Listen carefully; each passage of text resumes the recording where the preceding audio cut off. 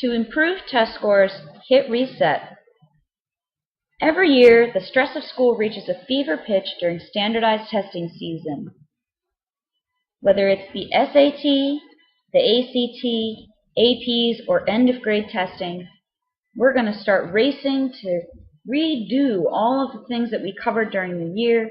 Your parents are going to dump folder-sized practice books onto the dining room table, and you, the students who were happily coasting along, suddenly become acutely aware that the academic equivalent of Judgment Day is nigh. Now, as teachers, we typically know what your average test score is going to be, and we calmly have to rework the material when it becomes clear that you understood the majority of everything just fine, but you drew a blank, freaked out, panicked, felt stupid, or just grew frustrated enough to give up. Are you just a bad test taker? No. We need to throw out the bad test taker label. When you tell us how you feel during the test, you're actually onto something. In the past few decades, researchers have discovered that emotions have the neurological ability to shut down the learning process. In other words, feelings can determine not only what you're thinking, but also whether you're thinking at all. Part of the reasons your emotions have been able to hijack this testing process for so long is that your feelings are not often taken seriously.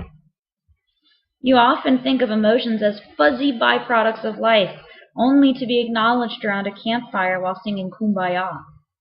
Fortunately, at least one group takes emotions very seriously: neuroscientists. Using MRI brain scans, scientists have discovered that emotions such as intimidation, fear, anger, frustration can actually shut down your attention. When you're afraid, your amygdala, a tiny part of the brain shaped like an almond, fires up so that you can only focus on survival. Ever heard anyone say, "I was so scared I couldn't think"? That's an accurate description. Fear comes from the most primal part of your brain. If you were a caveman and you encountered a poisonous snake, overthinking the pretty pattern of its skin or the sharpness of its fangs would increase your risk of being harmed. The best response is to instantly stop thinking about anything except getting far away from danger. Unfortunately, the best response to a poisonous snake is the worst response in the test setting. By fearing the bubble sheet in front of you, you allow yourselves to shut down exactly the parts of your brain that you need most in order to answer questions in the first place. Your stress isn't an effect of failing tests. It's the cause of failing tests. You'll say, "The test was too hard, so I got frustrated." In reality, the test was hard because you got frustrated. Scientifically speaking, emotions can temporarily undo learning. Learning to manage and master your emotions is essential. The great news is that while emotions act like an atomic bomb for the learning process, we already have a lifetime of practice handling our emotions. You know how to diffuse your anger when it's not appropriate to start a fight, or talk yourselves out of fear when watching a scary movie.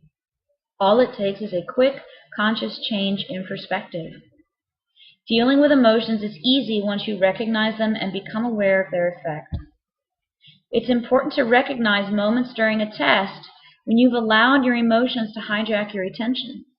In that moment, all you need is a reset. Any deliberate change in perspective that diffuses emotions and gets you back on track.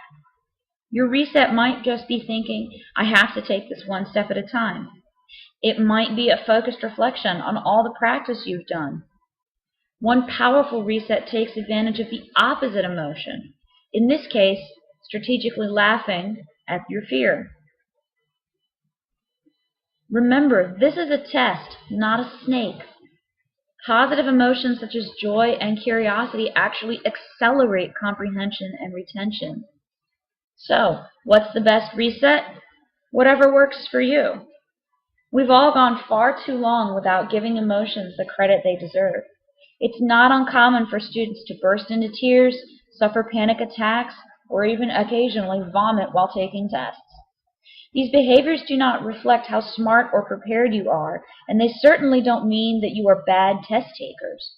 As test day approaches, allot some time to think to yourself how your fear is triggered and how you could hit your own reset button so that your emotions don't infect your performance.